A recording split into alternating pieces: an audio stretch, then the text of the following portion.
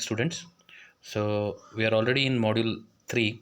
So in my last video I started with module 3 and I explained concepts regarding classes and how to create object for a class and also constructors in Java.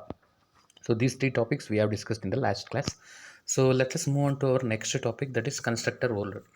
Constructor overloading, this topic is already been studied in module 2 with respect to C++. The same concept we use in Java also.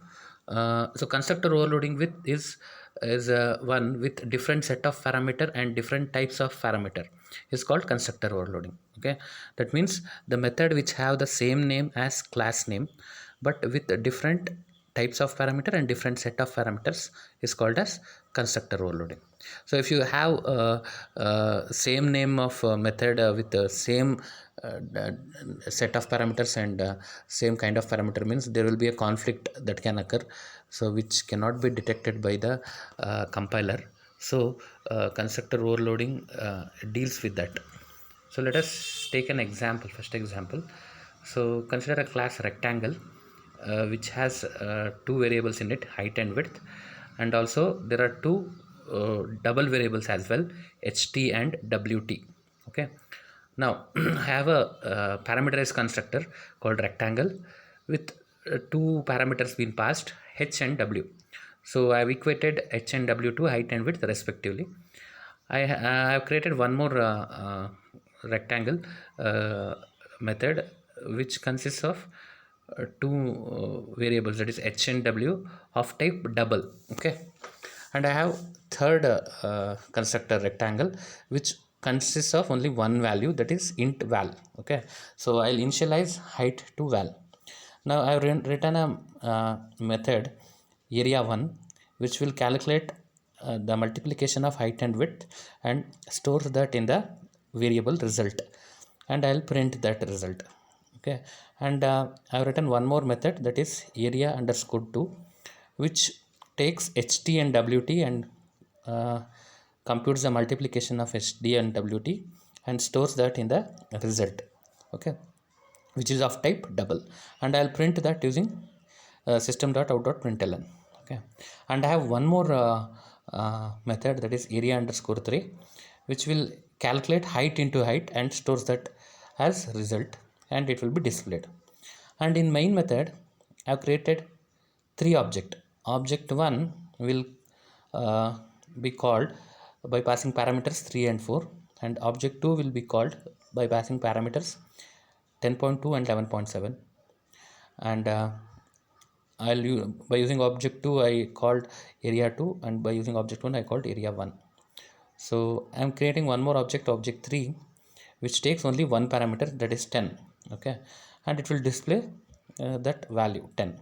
So here you can observe in this example, it consists of three methods rectangle but with different set of parameters and different types of parameter. This particular example clearly explains the concept of constructor overloading. Okay, let us take one more example.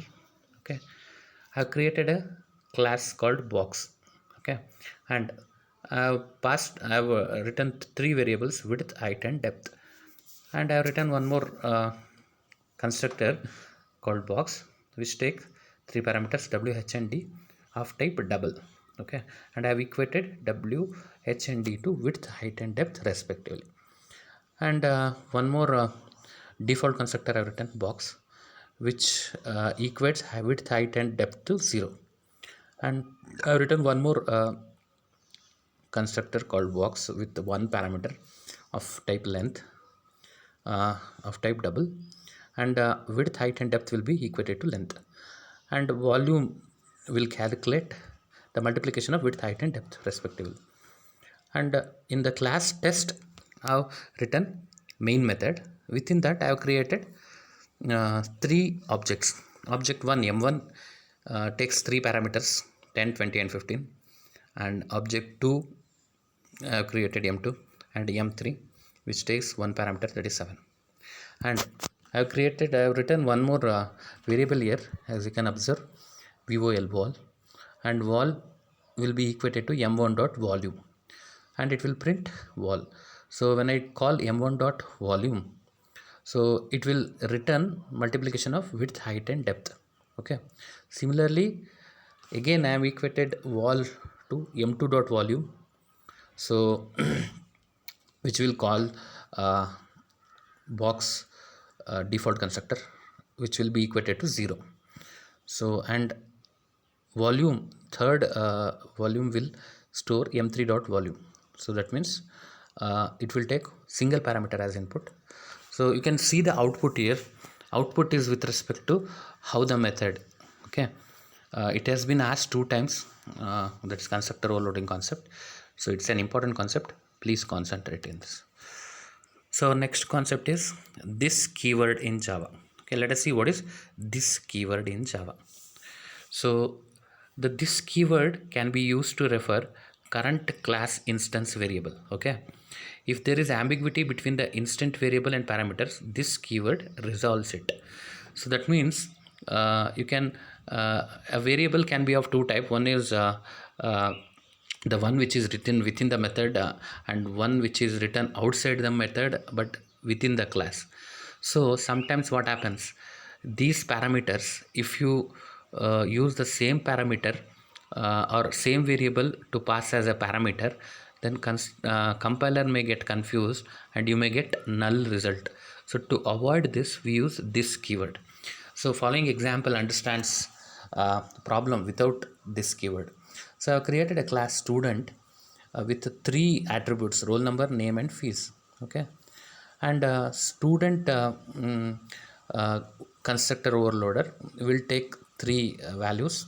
I have equated, see here, the variable that is declared within the class, that is roll number, name and fee, is same as the one which is passed in as a parameter to student, roll number, string and type. If both are same, let us see in the output what happens. Okay, so if both are same, and I would return a display function which will display roll number, name and fee respectively. And in class test I have written a main method. Okay, so this main method will create one object s1. Okay, which take 3 values, 2 Raj and some 204.7 value, and s2 will take some other value. So when I call display function by using s1 dot display and s2 dot display, it will display null. So this is the problem if you use uh, a variable, same variable for both outside the method and for a parameter. Okay, so on the right side we will see how to avoid this problem by using this keyword. Okay, for the same example, you can observe here in constructor overloaded constructor student, in place of roll number, name and fee, I have written this dot roll number equal to roll number, this dot name equal to name, this dot fee equal to fee. So this will differentiate between the parameter variable and the variable written within the class. Okay, so when you execute this, you can observe in the output screen, you can observe in the output, it has given the same output, that is whatever I have passed in the parameter, 2 Raj and 201.7, 101 Kumar and 302.8. But in the previous example, it displayed null. Why? Because the compiler couldn't find the difference between the instance variable and the field variable. The instance variable is the one which is written as a parameter, and field variable is the one which is written outside the method but within the class. Okay, so please go through these 2 examples, you can understand this better. I have written a note here, so you can go through that note. uh, we can also use one more method here. That means you can avoid using this keyword as well. How to do that? So we can see that with this example.